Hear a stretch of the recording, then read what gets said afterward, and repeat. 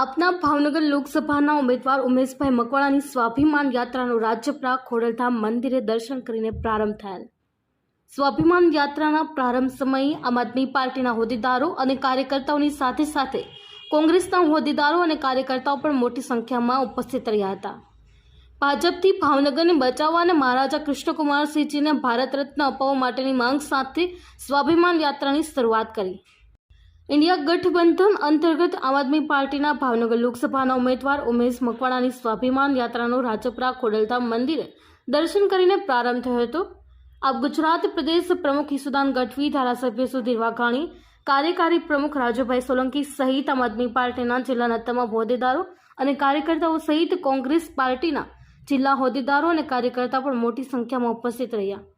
આ દરમિયાન ભાવનગર લોકસભા સીટના ઉમેદવાર ઉમેશ મકવાણાએ મીડિયા સમક્ષ પોતાની વાત રજૂ કરતા જણાવ્યું કે ખોડિયાર માની આરતી ઉતારીને તેમના આશીર્વાદ સાથે સ્વાભિમાન યાત્રા શરૂ થઈ છે। આ યાત્રા દરમિયાન સમગ્ર લોકસભાના તમામ ગામોની તેમજ તમામ નગરપાલિકાના વોર્ડની મુલાકાત લઈશું। મહારાજા કૃષ્ણકુમારસિંહજીએ જે ભાવનગર અપાવ્યું હતું, આજે તે ભાવનગર રહ્યું નથી, જે માટે તેમણે જેવું ભાવનગર બનાવ્યું હતું તેવા ભાવનગરના નિર્માણ માટે છેવાડાના લોકો સુધી જઈશું। ભાજપે દેશને ખૂબ જ લૂંટી લીધો છે, જે માટે લોકોના આશીર્વાદ લઈને ભાજપથી ભાવનગરને બચાવીશું। મહારાજા કૃષ્ણકુમારસિંહજીએ પોતાનું રાજ્ય સૌથી પહેલા ભારત દેશમાં સમર્પિત કર્યું હતું, તેમ છતાં પણ આજ સુધી તેમને ભારત રત્ન મળ્યો નથી। તેમનું સન્માન અપાવવા માટે અમે આ સ્વાભિમાન યાત્રાની શરૂઆત કરી છે।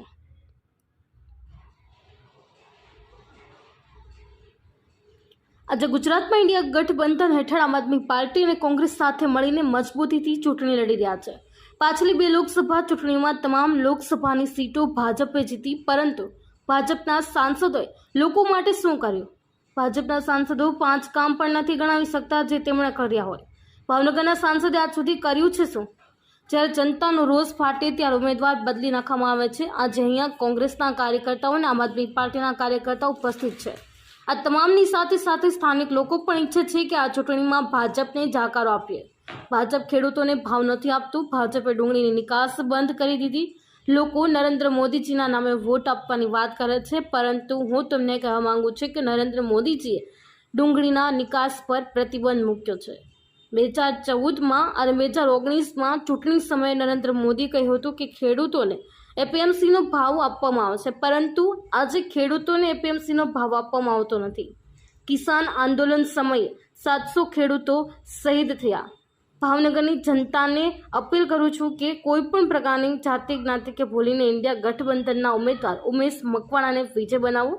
ભાવનગરમાં કોઈ અવાજ નહીં ઉઠાવ્યો હોય એવો અવાજ ઉઠવાની ગેરંટી આપીએ છીએ। જો ભાજપ ફરીથી ચૂંટાઈને આવશે તો તેઓ ખાલી પેપરો ફોડશે, ખેડૂતો ઉપર લાઠી વરસાવશે। ભાજપ ખેડૂતોના માલ ખરીદશે નહીં, જે માટે લોકસભા ચૂંટણીમાં ભાજપને જાકર આપવા માટે હું ભાવનગરની જનતાને અપીલ કરું છું। Bureau report Ashwin Gohil, GA news, Bhavnagar. આજે ગુજરાતમાં ઇન્ડિયા ગઠબંધન અંતર્ગત આમ આદમી પાર્ટી અને કોંગ્રેસ મજબૂતાઈથી લડી રહ્યા છે અને મને પૂરો વિશ્વાસ છે કે ઇન્ડિયા ગઠબંધન આ વખતે ભાજપના છક્કા છોડાવવાનું છે। ભાજપ છે એ દર વખતે 14 અને 19માં બધા સાંસદો લઈ ગયા, પણ કર્યું શું સાંસદોએ? ટેબલ થપથપાવવા સિવાય ભાજપના સાંસદોએ 5 એવા કામો કરાવીને બતાવ્યા તો મને સમજાવો, બતાવો। ભાવનગરના સાંસદોએ કર્યું શું? અને જ્યારે સાંસદ વિરુદ્ધ એક રોષ પાટે એટલે ઉમેદવારો બદલી નાખે। એટલે મને લાગે છે કે અમારા ભાવનગરમાં ઉમેશભાઈ મકવાણા આજથી અમે માં ખોડિયારના દર્શન કરી, માતાજીની આરાધના કરી। આજે અમે એમનો જે જનસંપર્ક અભિયાન છે એની શરૂઆત કરીશું। અહીંયા એક કોંગ્રેસનો કાર્યકર્તા, એક આમ આદમીનો કાર્યકર્તા, એક ભાવનગરનો નાગરિક એ સૌ ઈચ્છે છે કે હવે ભાજપને જાકારો આપીએ। ભાજપ ખેડૂતોને ભાવ નથી આપતું, ભાજપ ડુંગળીમાં રડાવ્યા, ડુંગળીની નિકાસ બંધી કરી દીધી। આ નરેન્દ્રભાઈ મોદીએ કરી હતી। ડુંગળીની નિકાસ બીજા કોઈએ નથી કરી, અને કોઈ એમ કહેતું કે આ ચહેરાથી મતદાન કરો તો બિલકુલ નથી કરવાનું। એ ચહેરા જ ડુંગળીએ રડાવ્યા હતા, એ ચહેરાએ જ ખેડૂતોને ભાવ નથી આપ્યા। નરેન્દ્રભાઈ 2014માં 19માં એનો વિડીયો છે, યુટ્યુબ ઉપરથી જોઈ લેજો। એમણે કીધું હતું ખેડૂતોને MSP પૂરતી આપવામાં આવશે। MSP ક્યાં? MSPની વાત નથી થતી, અને 700 ખેડૂતો મરી ગયા। આજે ખેડૂતો કેટલાય આંદોલન કરી રહ્યા છે। એટલે મને લાગે છે કે આમાં જ્ઞાતિ, જાતિ, ધર્મ બધું ભૂલી અને इंडिया गठबंधन उम्मीदवार ने अत्यारे माननीय उमेशभाई मकवाणाने जीताड़जो। મારી ભાવનગરવાસીઓને અપીલ છે, અત્યાર સુધી ભાવનગરમાં કોઈ અવાજ નહીં ઉઠાવી શક્યું હોય એની ઉઠાવવાની અમે જવાબદારી આપીએ છીએ. અલંગની વાત કરીએ છીએ, અલંગને ફરીથી ઊભું કરાવવા માટે સંસદમાં આપણે ગજવીશું. અહીંયા હીરામાં જે સ્થિતિ ખરાબ થઈ છે, અહીંયા હોસ્પિટલો સારી નથી, અહીંયા સારી સ્કૂલો નથી. આ બધી વસ્તુઓ આપણે કરીશું એવી ખાતરી આપી છે. લીડ આપીને એ કરશે શું? માન લો કે એને 26 આપ્યા, કર્યું શું? ભાજપ પેપર જ ફોડશે, ભાજપ ખેડૂતો ઉપર લાઠીઓ જ ચલાવશે, ભાજપ ખેડૂતોનો માલ ખરીદશે જ નહીં. બીજું ભાજપ કરશે શું? અને લીડની દાવા કરે છે તો હું એમ કહું છું કે શું તમે એટલા બધા જ્યોતિષ થઈ ગયા છો કે તમને ખબર પડી કે 5 લાખની લીડથી આવશે કે 2 લાખની લીડથી આવશે કે 7 લાખની લીડથી? એટલે મારું કહેવાનું એ છે, જનતાનું અપમાન છે. કોઈ પણ વ્યક્તિ એમ ન કહી શકે કે હું આટલી સાંસદો આમ જીત. અરે ભાઈ શેના છે? આ તો પ્રજા છે, પ્રજાનો મત છે.